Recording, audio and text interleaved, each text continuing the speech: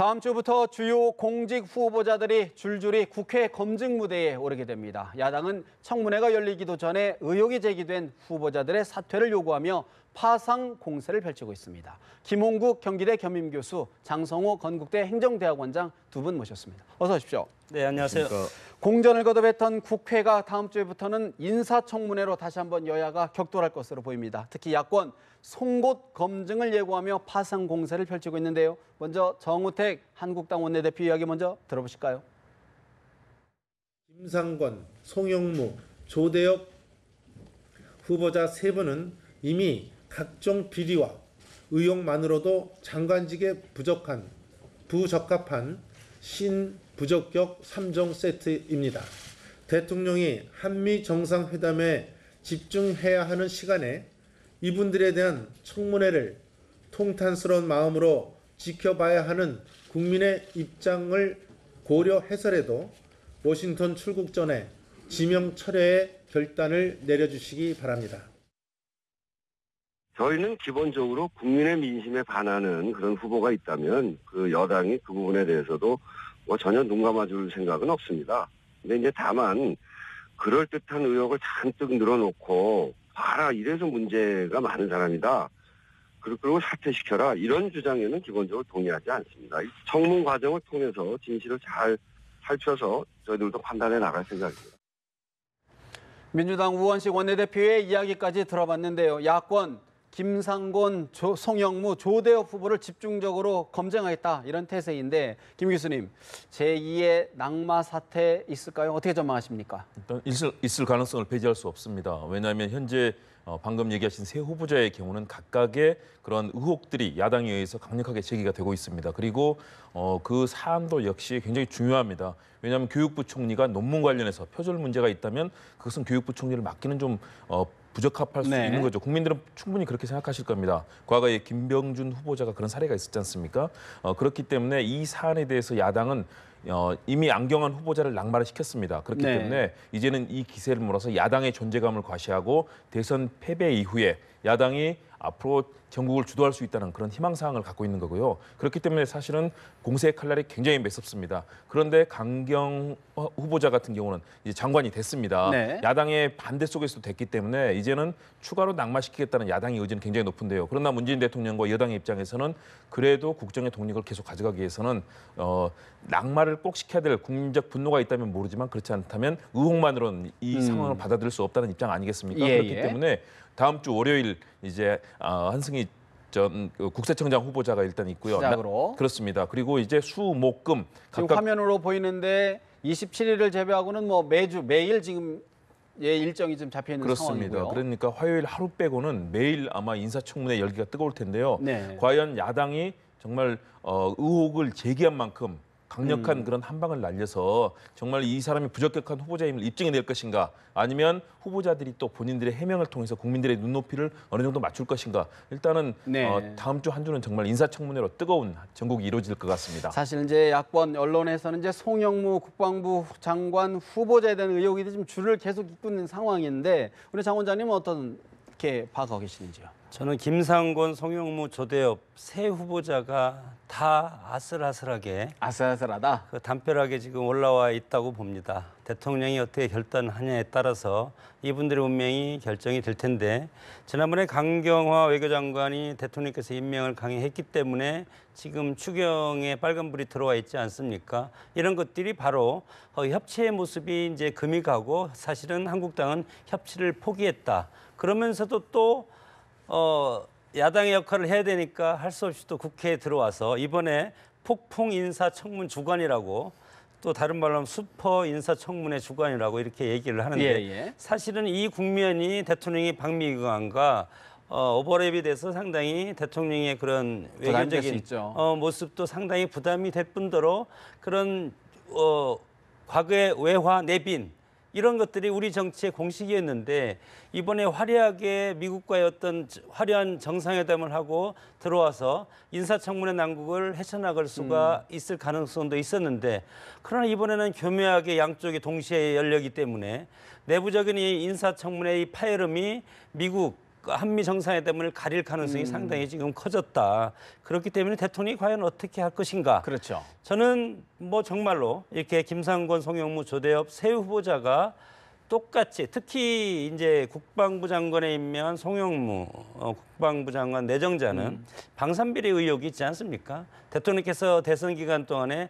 방산비리는 이적행위다. 네. 이런 식으로 해서 과거에 5대 비리 플러스 알파보다 훨씬 5대 비리보다 훨씬 더 중시하게 방산비리에 대해서 척결 의지를 밝혔거든요. 그렇기 때문에 야권에서 이거에 대해서 명확하게 제시를 한다면 국방장관이 되기가 상당히 어려울 가능성이 상당히 큽니다. 그렇다고 그러면 문재인 대통령이 지명 철회라는 카드를 꺼낼 수 있다, 없다, 어떻게 보십니까? 저는 대통령이 정치하는 자리이기 때문에 지난번에 안경환 법무부 장관 내정자가 자진 철회하지 않았습니까? 이런 것은 상당히 안타까운 부분이라고 봅니다. 협치란 것은 대통령이 내정한 사람은 대통령 스스로 내정을 철회시키는 강한 모습이 있어야만이 야권의 그런 마음을 보듬어주고 야권한테도 그래도 명분이 있어야 되지 않겠습니까? 네. 지난번처럼 당신 스스로 철회하시오 이런 것보다도 물론 내부적으로 서로 협의는 하겠지만 대통령이 청와대 대변인의 입을 통해서 네. 누구는 내정을 철회하겠다. 야당이 원하는 국민, 제1야당이 원하는 어떤 후보자는 철회하겠다. 보여줄 필요도 그렇기 때문에 있다. 야권도 추경이라든가 앞으로 국정에 협조해달라.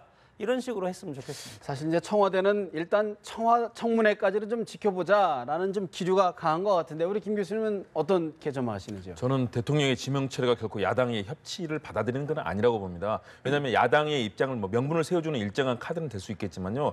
대통령은 정말로 여러 가지 과정 등을 통해서 인수위도 없이 출범해서 정말 뭐 거의 200여 명에 이르는 각 정부 부처의 장관 후보자를 모두 따진다면 5, 6배수를 했기 때문에 거의 200명에 이르는 그 숫자를 다 검증을 해야 됐습니다. 약식과 정밀 검증의 절차를 거쳤는데요. 그런 과정에서 제대로 스크린이 안 됐다는 거. 이 부분은 분명히 문제점을 느끼고 청와대가 성찰해야 될 문제이긴 합니다. 그렇지만 이 사안에 대해서 충분히 국민적인 공감을 받을 수 있다면 저는 그 부분은 가능하고요. 특히 대통령의 정치적 앞으로 국정 운영을 위해서는 아무래도 지명자가 대통령에게 부담이 된다면 스스로 지명 처리하는 것, 스스로가 사퇴하는 것. 저는 이것이 이 모양새가 훨씬 더 앞으로 국정 운영에 바람직하다고 보는데요. 네.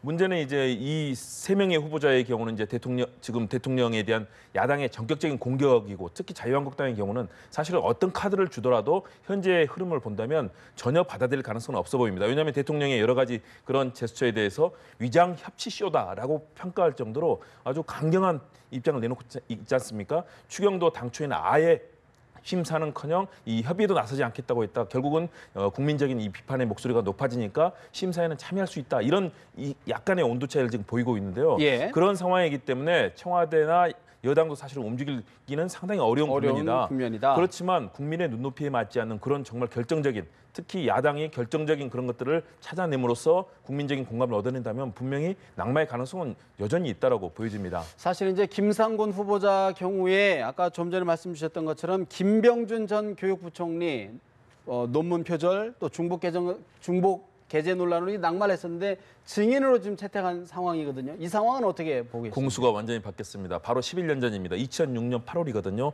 그 당시에 이제 김병준 후보자가 당시 이제 교육부 총리가 되느냐 마느냐는 중요한 순간이었는데 자기 표절 문제로 인해서 당시 교수 노조의 위원장이었던 바로 김상곤 지금 후보자가 당시 바로 그 핵심적인 역할을 했습니다.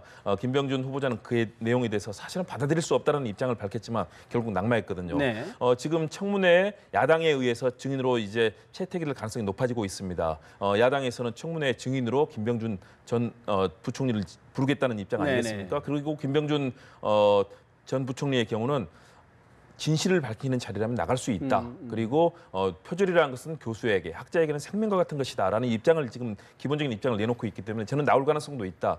그런데 사실은 이 사안이 학자와 학자의 그런 관계를 따져봤을 때는 아마 분명히 부담도 있을 겁니다. 그렇지만 김병준 전 부총리의 경우는 굉장히 자기 소신이나 철학이 아주 뚜렷한 분이기 때문에 나와서 결정적인 얘기를 할 수도 있다. 그렇기 때문에 참 11년 만에 공수가 뒤바뀐 이 아이러니한 현장 상당히 참 보기에도 착잡하지만 그러나 국민의 눈높이에서 맞춰서 검증을 해야 되겠죠. 탄핵 과정 또 정치적 진로 등 여러 해석들이 나올 것 같은데 어떻게 보시는지요?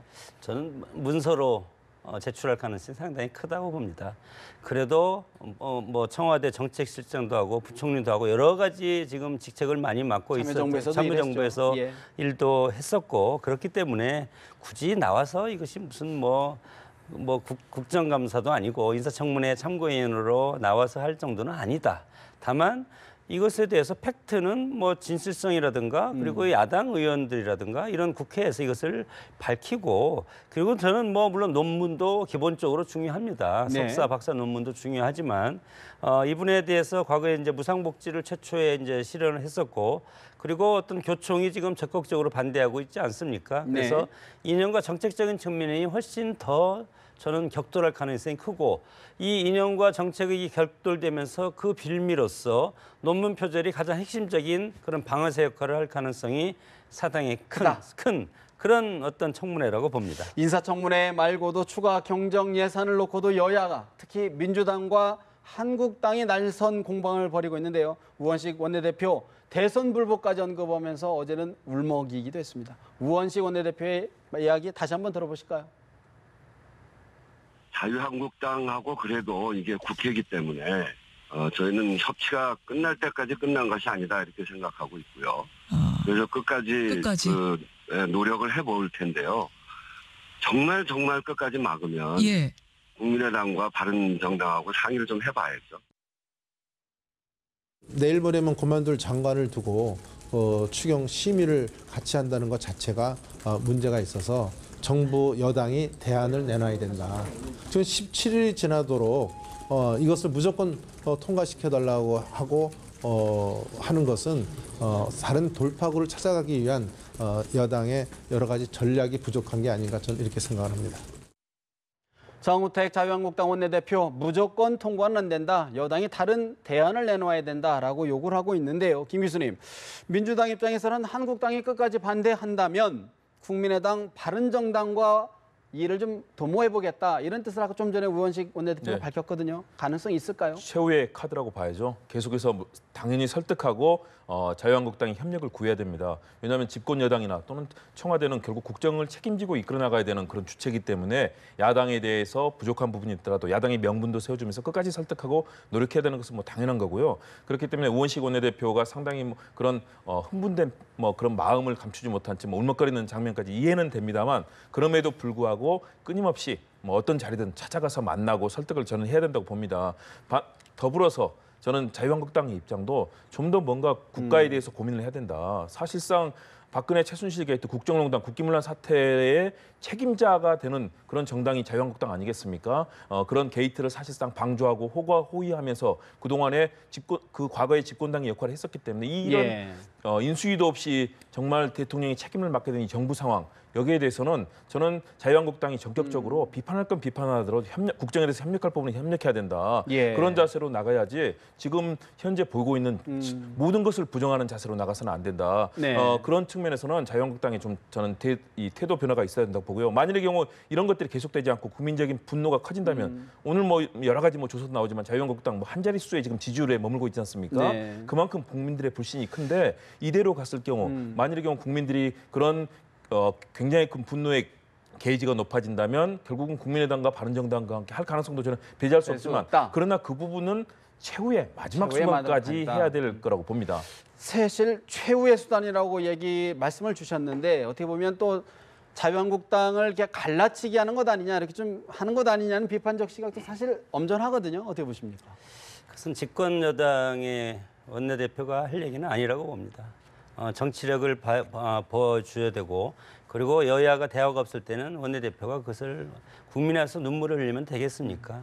그럼 국민들은 누구를 믿고 앞으로 나가겠습니까? 그렇기 때문에 눈물을 흘리는 거 물론 그 심정은 알겠습니다만은 과거에 민주당이 야당할 때 그 모습을 또 한번 반추를 해보고 지난 탄핵 정국 박근혜 정권의 실패 그런 건 이미 다 역사 속으로 묻혀갔습니다. 오롯이 지금의 책임은 문재인 대통령 그리고 집권 여당이 책임지고 이거에 대해서 또 앞으로 선거를 통해서 또 심판을 할 것 아니겠습니까? 이런 것이 상당히 중요하고 한국당을 왕따시켜서 국민의당과 정의당과 같이 할 수도 있겠지만 네. 그러면 정치는 파국이 온다고 파국이 봅니다. 온다. 그리고 나서 예. 7.3 전당대회에서 지금 새로운 자유한국당의 당대표가 새롭게 선출이 되면 이제는 정우택 원내대표 플러스 당대표의 어떤 거대한 거포를 맞아서 지금 민주당 정권이 싸워야 되는데 그럴 경우 지금 생각할 때 저는 그 한국당이 8%, 7%, 6%이 지지율이랑은 지금 저 개념치 않는다고 봅니다. 현재 아직 문재인 정권은 아직 출발한 상태는 아니다. 일단은 인적 시스템이 구성되어 있지 않고 본격적인 정책 어떤 그런 추진은 아직 없지 않습니까? 이런 상황에서 이런 것이 갈 때까지는 그래도 네. 제1당을 끌어안고 가는 그런 모습이 필요하다. 필요한데 한국당 너희들이 협조하지 않으면 우리는 야3당 다른 두 당과 같이 가겠다.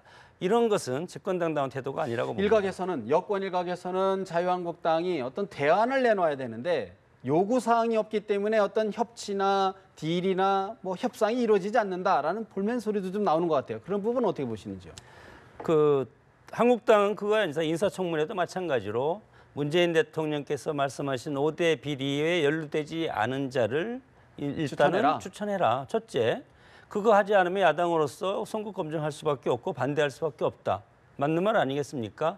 그러나 그런 사람이 지금 없기 때문에 지금 문제인 건 아니겠습니까?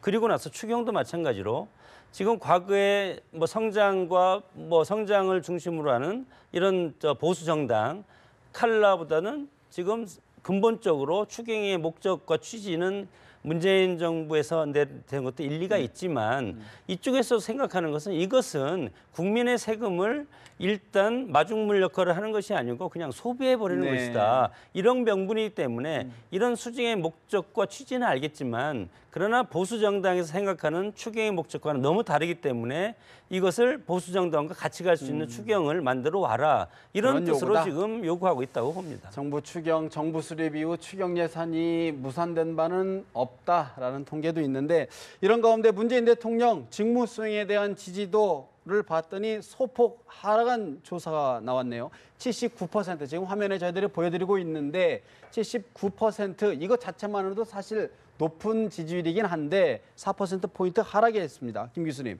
어떤 의미, 어떤 여론으로 봐야 될까요? 일단은 문재인 대통령에 대한 기대는 여전히 높다. 79%면 사실은 굉장히 높은 수준이겠죠.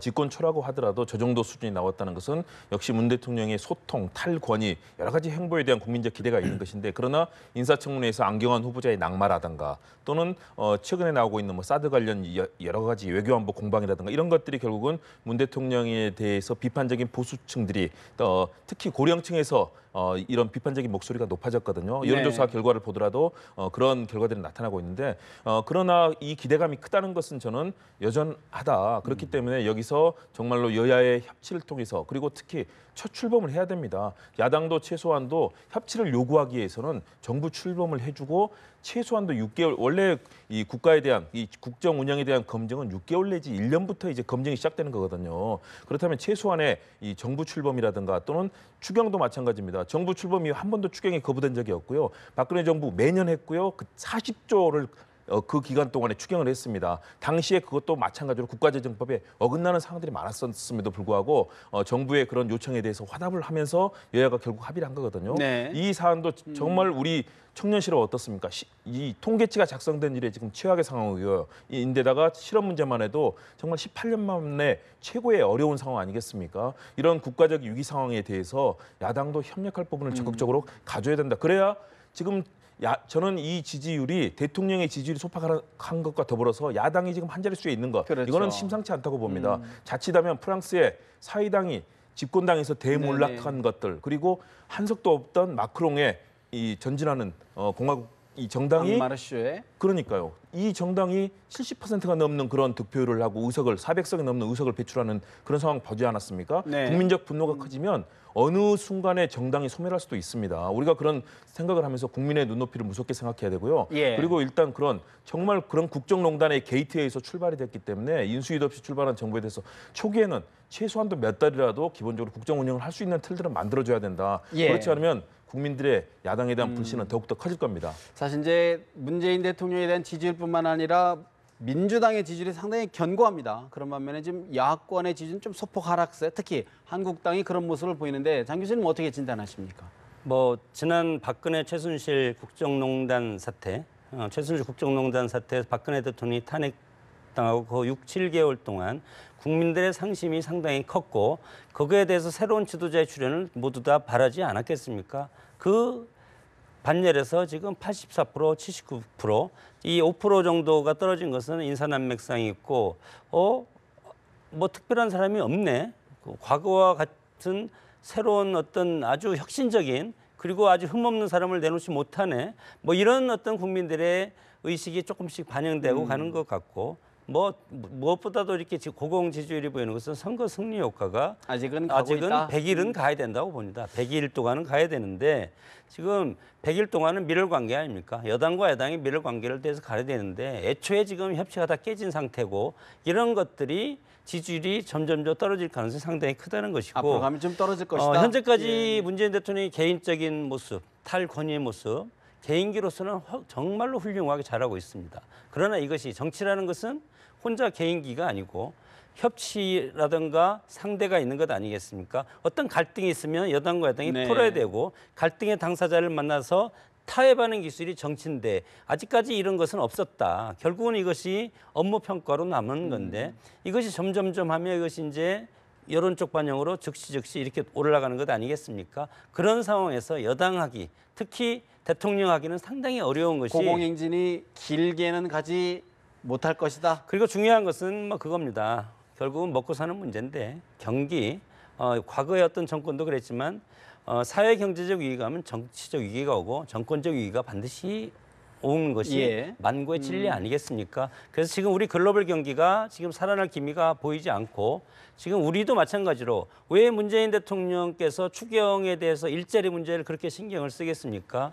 사회 경제적 위기가 올 수 있다는 겁니다. 실업률이 점점 높아나면 이 사람들이 누구한테 불만을 가지겠습니까? 집권자한테 불만을 갖기 때문에 반정부적인 시각이 훨씬 더 커지지 않겠습니까? 예. 이런 것들을 대통령께서는 막아보자 하는 거죠. 그러나 이것을 한국당은 이것을 또 알기 때문에 이것에 대해서 도와주고는 싶지만 또 여러 가지 정치적인 그런 논리가 있지 않겠습니까? 알겠습니다. 그런 또 차원에서 우리가 해석을 해야 또 됩니다. 추경 문제까지 이제 짚어주셨는데 그런가 하면 이제 문재인 대통령 한미 정상회담이 채 일주일도 남지 않았는데 어제 외신과의 인터뷰에서 원래 사드가 올 하반기까지 한 기가 배치될 예정이었는데 어떤 연유에서인지 앞당겨졌다. 사실 공개를 했거든요, 장 교수님. 네. 어떤 맥락, 어떤 의미, 어떤 배경으로 보십니까?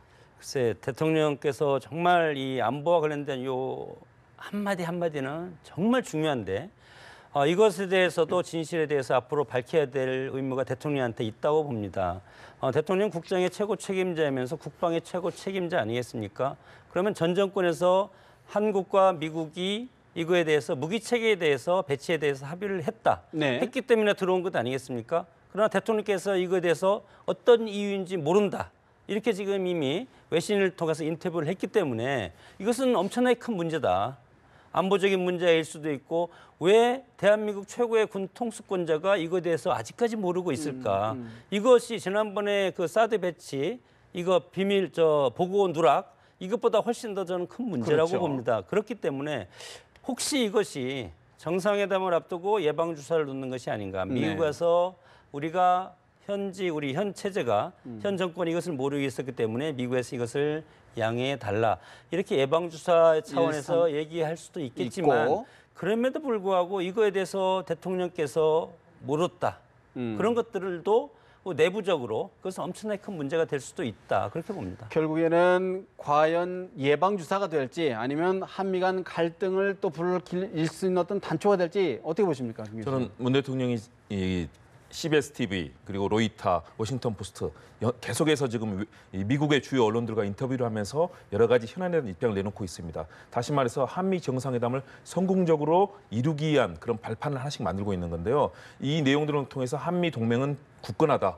그리고 트럼프 대통령과 문재인 대통령은 큰 이견 없이 정말로 한미 간에 더욱더 큰 외교적인 관계를 만들어가려고 한다는 그런 메시지를 보내고 있는 거거든요. 저는 이 사안도 마찬가지라고 봅니다. 지금 최근에 워싱턴의 소위 말하는 매파들 그리고 국내에서도 보수 일부 진영에서는 자꾸 문재인 대통령이 사드를 백지화하려 한다. 미국과 다르다. 트럼프 대통령과 다르다는 얘기를 계속해서 내놓으면서 문 대통령의 외교안보 정책을 초기부터 비판하고 있거든요. 문 대통령은 이 부분에 대해서 그렇지 않다. 국내에서 이런 문제가 있었다. 대통령도 모르는 채 대통령이 되기 전에 전 정권의 국방부라든가 이런 곳들에서 사전에 알받기로 당초 예정된 일정보다 앞당겨서 모든 일이 이루어졌다. 그리고 대통령에게 보고 누락을 하는 등 대통령을 기망하고 속인 일에 대해서 그런 일들을 명확하게 하면서 환경영향평가가 왜 실시돼야 되는지 넘어가야 된다. 그렇습니다. 그런 부분을 미국에 이해시키는 과정이다. 그렇기 때문에 미국에서도 틸러슨 국무장관이 한국의 민주적인 절차 이런 부분을 존중하고 미국의 여러 가지 해법에 대해서도 양해를 하는 발언을 오늘 내놓았지 않습니까? 저는 그런 부분들이 결국은 우리가 이런 외교적인 관계를 통해서 계속해서 한미 정상회담에서 성공적으로 한미 동맹의 그런 굳건함 그리고 네. 한미 우호적인 관계를 확인하는 과정이고요. 문재인 대통령이 트럼프 대통령을 설득하고 한국의 입장을 이해시키고 왜냐하면 우리는 결국 중국과도 외교를 해야 되고 일본과도 해야 되고 동북아 지형에서 한반도의 평화를 달성해야 될 이 주체는 네. 우리거든요. 그렇기 때문에 문 대통령이 이 부분 왜 이런 상황이 전개되는지에 대한 설명과 함께 그런 트럼프 대통령과의 관계를 이간질하려는 소위 말하는 워싱턴의 매파와 국내 일부 극단적인 보수 세력에 대해서 선을 긋고 한미 정당의 정상회담의 성공적인 발판을 놓기 위한 저는 그런 흐름이라고 봅니다. 대통령께서 사드를 반대하거나 그러지는 않는다고 저도 확신을 합니다. 지난번에 미국의 장관께서 투명하게 트랜스페어렌틀리라는 그런 표현을 쓰지 않습니까? 무기 배치이기 때문에 한국의 군사당국자와 합의해서 사드 배치가 결정이 됐다. 여기까지입니다.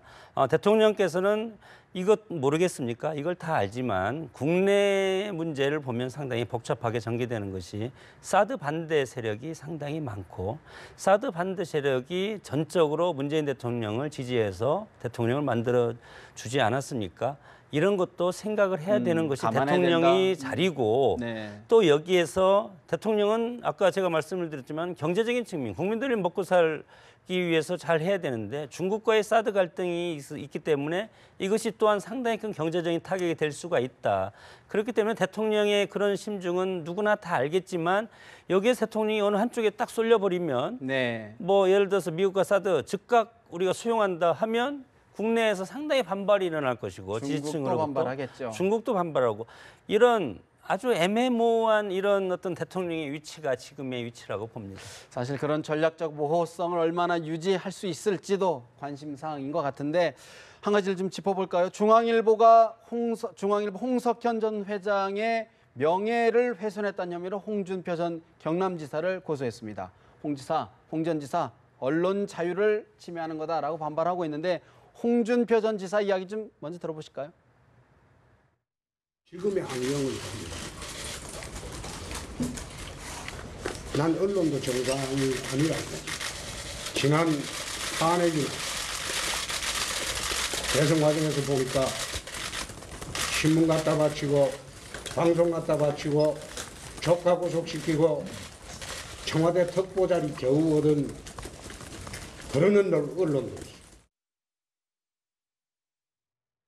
지난 18일 홍준표 전 경남지사의 언론 인터뷰였는데 언론사가 유력 정치인을 고발하는 사례 흔한 사례 같지는 않은데 우리 김 교수는 어떻게 보고 계신지요? 홍준표 전 지사의 발언이 사실은 너무 나갔습니다. 명예훼손 정도가 아니라요. 뭐 자리를 얻기 위해서 뭐 조카를 구속시키고 뭐 갖다 바쳤다. 사실은 최소한의 상식선에서 이루어질 수 있는 발언이어야 되는데 저는 홍준표 전 지사 굉장히 담대하고 정치력도 뛰어난 그런 정치인이라고 높이 평가하지만 저런 거친 막말 그리고 색깔론 뭐 아주 지금도 그런 얘기들을 많이 하고 있어요. 결국 국민의 눈높이에서 상당히 어긋난다. 그렇기 때문에 중앙일보란 한 언론사가 결국은 사실은 다른 어떤 정치인을 고발하는 거 쉽지 않은 일이거든요.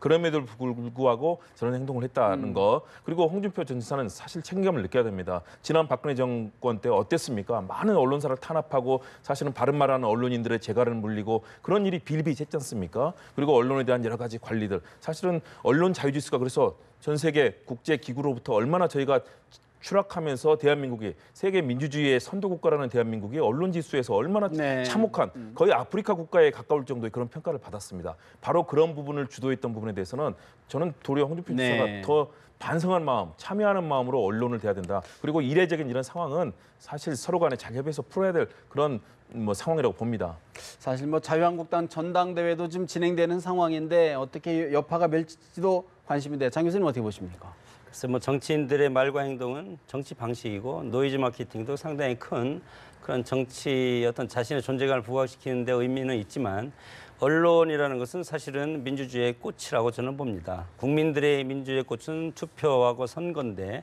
특히 언론이 권력의 제4부 아니겠습니까? 이런 상황에서 언론의 자율성과 공정성을 우리는 일단은 인정을 해줘야 된다. 우리가 민주주의 국가 아니겠습니까? 네. 물론 개인적 생각으로 그렇게 생각할 수도 있겠다. 그러나 이제 지난번에 대선 후보까지 했고 어떤 공인의 어떤 지도자 아니겠습니까? 그렇기 때문에 이것은 사법부에서 법정에서 이것은 진위라든가 여러 가지 그것에 대해서는 규칙 사유는 가려져야 될 것이고 우리가 여기에서 언론과 유력 정치인과의 싸움을 우리가 여기에서 재단하거나 평가하거나 결론을 내릴 수는 없는 문제라고 알겠습니다. 봅니다. 그런가 하면 1년 남짓 남아있는 서울시장 선거 전 벌써부터 관심을 끌고 있는 것 같습니다. 안철수 전 국민의당 대표 불출마, 설마 출마하지 않겠다는 입장을 밝히기도 했는데요. 좀 그 부분도 지켜봐야 될 것 같습니다. 오늘 말씀 여기서 줄여야 될 것 같습니다. 지금까지 김홍국 경기대 겸임교수, 장성호 건국대 행정대학원장 두 분 모시고 정치 현안 짚어드렸습니다. 말씀 잘 들었습니다.